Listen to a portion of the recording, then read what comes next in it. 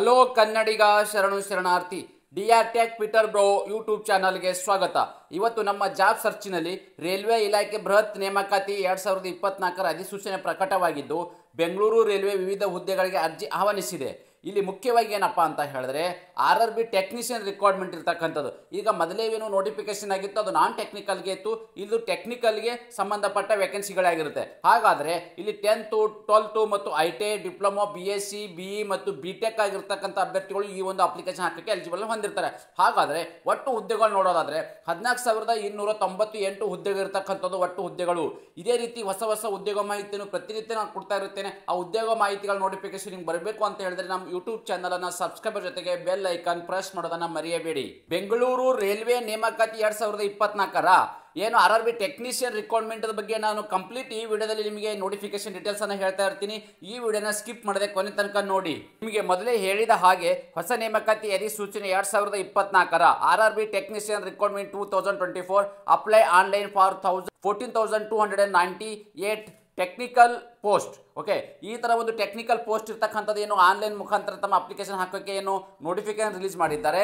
So railway ನೇಮಕಾತಿ ಮಂಡಳಿ RRB ಇಲಾಖೆಯಿಂದ ಇದೀಗ ಹೊಸದಾಗಿ ಅಧಿಸೂಚನೆಯನ್ನು ಪ್ರಕಟಗೊಂಡಿರುತ್ತದೆ. ಇಲಾಖೆಯಲ್ಲಿ ಅರ್ಜಿ ಸಲ್ಲಿಸುವ ಅಭ್ಯರ್ಥಿಗಳು ಅಗತ್ಯವಿರುವ ವಿದ್ಯಾರ್ಹತೆ, ವಯೋಮಿತಿ ಮತ್ತು ವೇತನ ಶ್ರೇಣಿ, ಹುದ್ದೆಗಳ ವಿವರವನ್ನು ನಾನು ಈ ವಿಡಿಯೋದಲ್ಲಿ ನಿಮಗೆ ಸಂಪೂರ್ಣವಾಗಿ ತಿಳಿಸ್ಕೊಡ್ತೀನಿ. ಹುದ್ದೆಗಳ ವಿವರವನ್ನು ನೋಡೋದಾದ್ರೆ ಇಲಾಖೆ ಹೆಸರು ರೈಲ್ವೆ ನೇಮಕಾತಿ ಮಂಡಳಿ RRB ಇರ್ತಕ್ಕಂಥ ಒಂದು ಇಲಾಖೆಯಿಂದ ಅಧಿಸೂಚನೆಯನ್ನು ಪ್ರಕಟವಾಗಿದ್ದು ಹುದ್ದೆಗಳ ಹೆಸರು ಅಂದ್ರೆ ವಿವಿಧ ಹುದ್ದೆಗಳು ಇರ್ತಕ್ಕಂಥದ್ದು ಅಂದ್ರೆ ಟೆಕ್ನಿಷಿಯನ್ಗೆ ಇರ್ತಕ್ಕಂಥ ವಿವಿಧ ಹುದ್ದೆಗಳನ್ನ ಇಲ್ಲಿ ಕಾಲ್ಫರ್ ಮಾಡಿದ್ದಾರೆ. ಒಟ್ಟು ಹುದ್ದೆಗಳು ನೋಡೋದಾದ್ರೆ 14,298 ಹುದ್ದೆಗಳಿರ್ತಕ್ಕಂಥದ್ದು. ಇದು ಕರ್ನಾಟಕ ಬೆಂಗಳೂರು ಸೇರಿದಂತೆ. ಇಲ್ಲಿ ಬೆಂಗಳೂರಿನಲ್ಲಿ 337 ವೇಕೆನ್ಸಿ ಇರ್ತಕ್ಕಂಥದ್ದು. ಅಂದ್ರೆ ಅರ್ಜಿ ಹೇಗೆ ಸಲ್ಲಿಸಬೇಕಪ್ಪ ಅಂತ ಹೇಳಿದ್ರೆ ಆನ್ಲೈನ್ ಮುಖಾಂತರ ತಮ್ಮ ಅರ್ಜಿಗಳನ್ನು ಸಲ್ಲಿಸಬಹುದಾಗಿದೆ. ಉದ್ಯೋಗ ಸ್ಥಳ ಕರ್ನಾಟಕ ಸೇರಿದಂತೆ ಭಾರತಾದ್ಯಂತ. ಹುದ್ದೆಗಳ ವಿವರ: ತಂತ್ರಜ್ಞ ಗ್ರೇಡ್ ಮತ್ತು 1 ಸಿಗ್ನಲ್ ಓಪನ್ ಲೈನ್ ಇರ್ತಕ್ಕಂಥದ್ದು. ಇಲ್ಲಿ 1092 ಹುದ್ದೆಗಳಿರ್ತಕ್ಕಂಥದ್ದು. ತಂತ್ರಜ್ಞ ಗ್ರೇಡ್ 3 ಇರ್ತಕ್ಕಂಥ ಓಪನ್ ಲೈನ್ಗೆ 8,052 ಹುದ್ದೆಗಳಿರ್ತಕ್ಕಂಥದ್ದು. ಗ್ರೇಡ್ ತಂತ್ರಜ್ಞ ಗ್ರೇಡ್ ವರ್ಕ್ಶಾಪ್ ಮತ್ತು PUCಗಳು ಇರ್ತಕ್ಕಂಥ 5,154 ಹುದ್ದೆಗಳಿರ್ತಕ್ಕಂಥದ್ದು. ಓಕೆ, ಈ ತರದ ಒಂದು 3 ಹುದ್ದೆಗಳಲ್ಲಿ ಇಷ್ಟಿಷ್ಟು ವೇಕೆನ್ಸಿಗಳ ಬಗ್ಗೆ ನಾನು ನಿಮಗೆ ಇಲ್ಲಿ ವಿವರವನ್ನು ಕೊಟ್ಟಿದ್ದೀನಿ. ವಿದ್ಯಾರ್ಹತೆ ಏನೇನು ಬೇಕಪ್ಪ ಅಂತ ಹೇಳಿದ್ರೆ RRB ಅಧಿಕೃತ ಅಧಿಸೂಚನೆ ಪ್ರಕಾರ ಅಭ್ಯರ್ಥಿಗಳು ಯಾವುದೇ ಮಾನ್ಯತೆ ಪಡೆದ ಮಂಡಳಿಯು ಅಥವಾ ವಿಶ್ವವಿದ್ಯಾಲಯಗಳಿಂದ ನೀವು 10th ಅನ್ನ ಕಂಪ್ಲೀಟ್ ಮಾಡ್ಕೊಂಡಿರ್ಬೇಕಾಗತ್ತೆ. ಇಲ್ಲ ಏನು 12th, okay, ITI diploma BSc BE ಮತ್ತು BTech ಇದರಲ್ಲಿ ಯಾವುದರಲ್ಲಿ ಒಂದಾದರೂ ನೀವು ಕೋರ್ಸನ್ನು ಕಂಪ್ಲೀಟ್ ಮಾಡಿದ್ರೆ ಈ ಒಂದು ಅಪ್ಲಿಕೇಶನ್ ಹಾಕಕ್ಕೆ ಎಲಿಜಿಬಲ್ ಅನ್ನ ಹೊಂದಿರ್ತಾರೆ. ವಯೋಮಿತಿ: ಈ ಒಂದು ಅರ್ಜಿ ಸಲ್ಲಿಸಬೇಕಾದ್ರೆ ವಯೋಮಿತಿ ಎಷ್ಟಪ್ಪ ಅಂದ್ರೆ ಮಿನಿಮಮ್ ಇಲ್ಲಿ 18 ವರ್ಷ ಇರ್ತದೆ, ಮ್ಯಾಕ್ಸಿಮಮ್ ಇಲ್ಲಿ 36 ವರ್ಷ. ಅಂದ್ರೆ ಇಲ್ಲಿ ಮಿನಿಮಮ್ 18ರಿಂದ 36 ವರ್ಷದ ಒಳಗಡೆ ಇರ್ತಕ್ಕಂಥ ಅಭ್ಯರ್ಥಿಗಳು ಈ ಒಂದು ಅಪ್ಲಿಕೇಶನ್ ಹಾಕಕ್ಕೆ ಎಲಿಜಿಬಲ್ ಹೊಂದಿರ್ತಾರೆ. ಇದು ಜನರಲ್ ಕ್ಯಾಟಗರಿ ಅಭ್ಯರ್ಥಿಗಳು. ಅಲ್ಲಿ ವಯಸ್ಸೊಳ್ಳಿಕೆಯನ್ನು ನೀಡಲಾಗಿದೆ.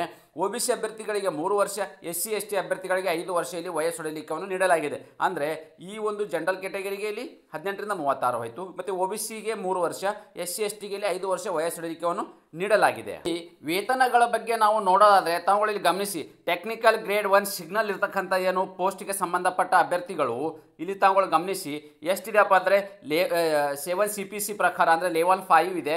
ಇದ್ರ ಪ್ರಕಾರ ನಿಮಗೆ 29,200 ಇರ್ತಕ್ಕಂಥ ಒಂದು ವೇತನವಾಗಿರ್ತದೆ. ಅಂದರೆ ಇದು ನಿಮಗೆ ಬೇಸಿಕ್ ಸ್ಯಾಲ್ರಿನ ಆಗಿರುತ್ತೆ. ಮತ್ತು ಟೆಕ್ನಿಕಲ್ ಗ್ರೇಡ್ 3 ಇರ್ತಕ್ಕಂಥ ಲೆವೆಲ್ 2 ಏನಿದೆ ಅಲ್ಲಿರ್ತಕ್ಕಂಥದ್ದು 19,900 ರೂಪಾಯಿ ಅವರಿಗೆ ಇರ್ತಕ್ಕಂಥ ಒಂದು ಬೇಸಿಕ್ ಇರ್ತದೆ. ಅದೇ ರೀತಿ ಒಂದು ಏಜ್ ಫ್ಯಾಕ್ಟ್ರಲ್ಲಿ ಹೇಳಿದ್ರೆ 18ರಿಂದ 36 ವರ್ಷ ತಾವುಗಳಿಗೆ ಗಮನಿಸಬಹುದು. 18ರಿಂದ ಇಲ್ಲಿ 33 ವರ್ಷ.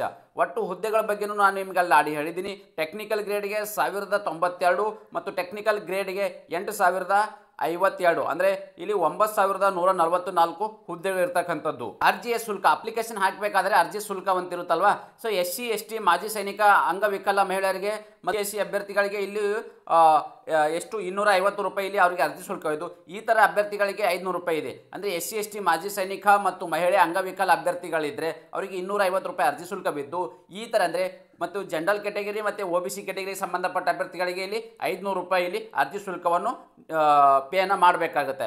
ಹಾಗಾದರೆ ಇಲ್ಲಿ ಆಯ್ಕೆ ವಿಧಾನ ಹೇಗೆ ಮಾಡ್ತಾರಪ್ಪ ಅಂತ ಹೇಳಿದ್ರೆ ಅಭ್ಯರ್ಥಿಗಳಿಗೆ ಕಂಪ್ಯೂಟರ್ ಆಧಾರಿತ ಪರೀಕ್ಷೆ ಮತ್ತು ದಾಖಲೆ ಪರೀಕ್ಷೆ, ವೈದ್ಯಕೀಯ ಪರೀಕ್ಷೆ ನಡೆಸಿ ಅಭ್ಯರ್ಥಿಗಳನ್ನ ಆಯ್ಕೆ ಮಾಡಿಕೊಳ್ಳಲಾಗುವುದು. ಇಲ್ಲಿ ಮೊದಲನೇದಾಗಿ ಒಂದು ಕಂಪ್ಯೂಟರ್ ಅಂದರೆ CBT ಎಕ್ಸಾಮನ್ನು ಮೊದಲನೇದಾಗಿ ನಡೆಸ್ತಾರೆ.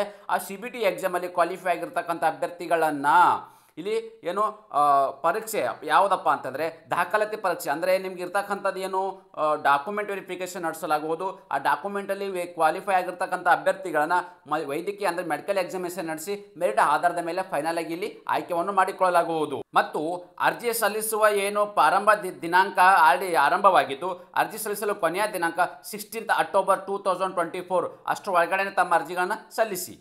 ಪ್ರಮುಖ ಲಿಂಕ್ಗಳು ಹೇಳೋದಾದರೆ ಇದು ಹೊಸ ನೋಟಿಫಿಕೇಶನ್ ಬಗ್ಗೆ ಆಲ್ರೆಡಿ ವಿವರವನ್ನು ಕೊಟ್ಟಿದ್ದೀನಿ. ಮತ್ತು ಹಳೆ ನೋಟಿಫಿಕೇಶನ್ ಅಂದರೆ ಇದು ಏನು ಆನ್ಲೈನ್ ಅಪ್ಲಿಕೇಶನ್ ಸ್ಟಾರ್ಟ್ ಆಗೋಕ್ಕಿಂತ ಮುಂಚೆ ಬಂದಿರತಕ್ಕಂಥ ಹಳೆ ನೋಟಿಫಿಕೇಶನ್. ಓಕೆ, ಇದಾದ ಮೇಲೆ ಏನು ಅರ್ಜಿ ಸಲ್ಲಿಸುವ ಏನು ಲಿಂಕ್ ವೆಬ್ಸೈಟ್ ಇದೆ, ಈ ಲಿಂಕ್ ವೆಬ್ಸೈಟನ್ನು ನಾನು ಯೂಟ್ಯೂಬ್ ಡಿಸ್ಕ್ರಿಪ್ಷನ್ ಬಾಕ್ಸಲ್ಲಿ ಆ ಲಿಂಕನ್ನು ಕೊಟ್ಟಿರ್ತೀನಿ. ಆ ಲಿಂಕನ್ನು ಕ್ಲಿಕ್ ಮಾಡೋ ಮೂಲಕ ನೇರವಾಗಿ ತಮ್ಮ ಅಪ್ಲಿಕೇಶನ್ ಹಾಕಬಹುದಾಗಿದೆ.